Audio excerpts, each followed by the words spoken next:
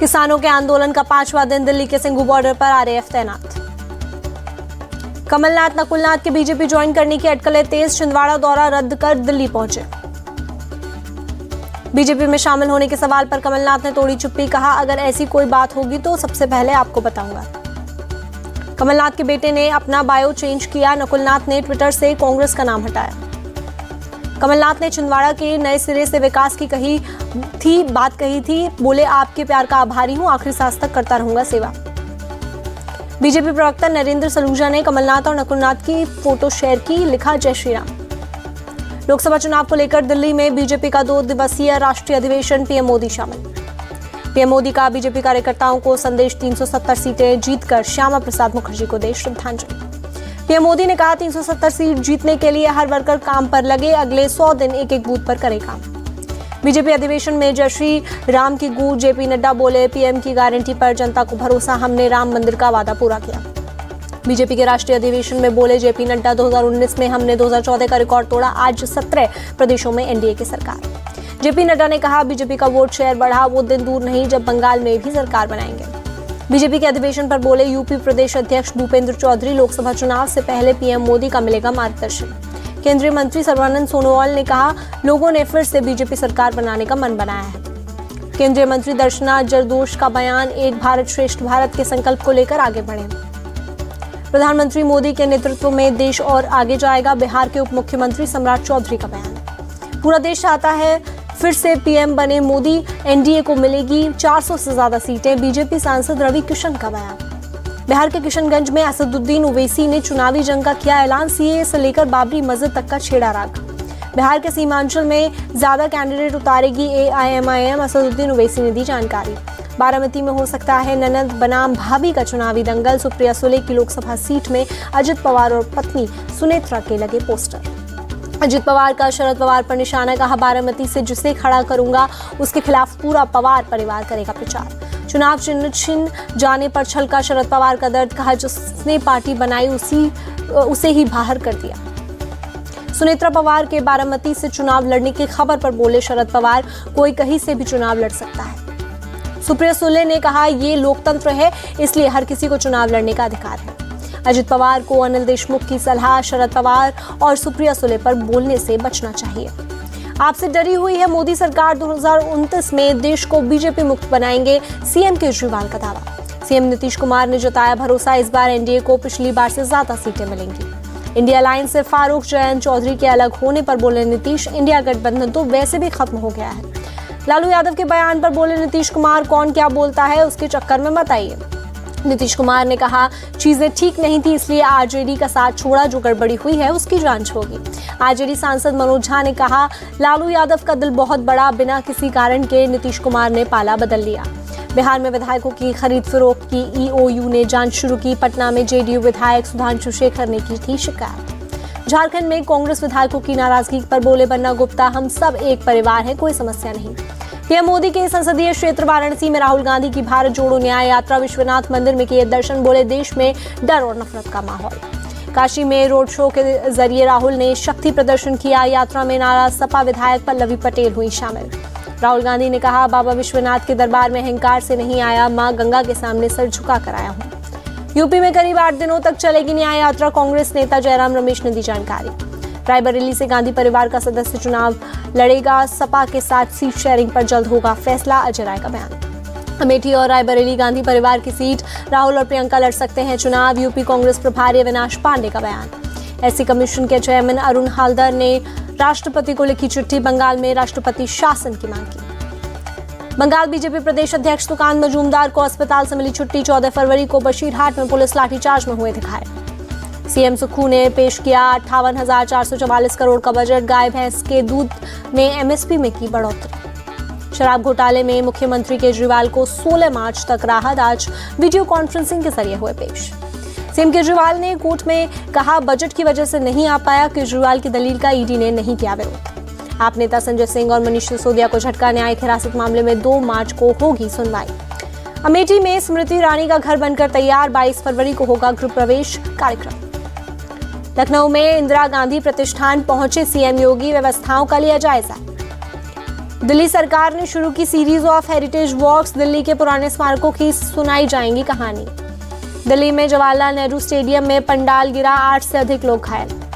Stadium के gate number 2 के entry के पास हादसा, एंट्री के पास लॉन में चल रहा था काम। अयोध्या में रामलला के दर्शन के लिए भक्तों का पहुंचना जारी, लग रही हैं लंबी कतारें।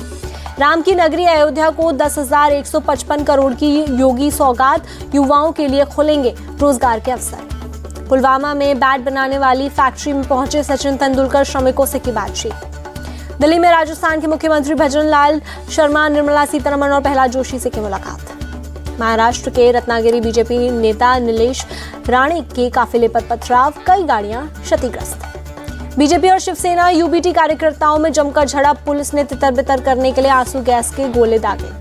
महाराष्ट्र के डिप्टी सीएम देवेंद्र फडणवीस ने कहा, हमले के पीछे दिख रही है विपक्ष की निराशा, दोषियों के खिलाफ होगी कार्रवाई।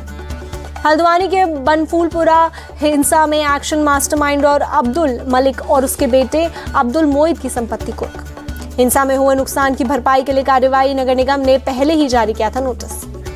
दिल्ली में जमीयत उलेमाए हिंद की वर्किंग कमेटी की हुई बैठक, कहा हल्द्वानी फायरिंग के दोषी पुलिसकर्मियों पर कानूनी कार्रवाई जरूरी। जमीयत उलेमाए हिंद ने कहा, पहले देश की आजादी के लिए लड़े, अब आजादी की सुरक्षा के लिए लड़ना होगा। कर्नाटक के शिवमोगा में एक कार शोरूम में लगी आग, 6 गाड़ियां जलकर खाक। तेलंगाना में 20 स्ट्रीट डॉग्स को गोली मारकर हत्या की, महबूबनगर में रात में अज्ञात लोगों ने मारी गोली। पंजाब के गुरदासपुर में बीएसएफ की कार्रवाई, भारतीय क्षेत्र में घुस रहे एक पाकिस्तानी नागरिक को पकड़ा। छत्तीसगढ़ के बीजापुर में सीआरपीएफ ने नक्सलियों की साजिश को किया नाकाम, 8 किलो आईडी बरामद। इटावा में तिलक समारोह में जा रही प्राइवेट बस पलटी, हादसे में 7 यात्री हुए घायल। पालघर के एमआईडीसी में एक कंपनी में भीषण आग, दूर तक दिखा धुएं का गुबार। दिल्ली में मालगाड़ी के 8 डिब्बे पटरी से उतरे, सराय रोहिला स्टेशन के पास की घटना। तमिलनाडु के विरुधुनगर में पटाखा फैक्ट्री में विस्फोट, 8 मजदूरों की मौत, कई घायल।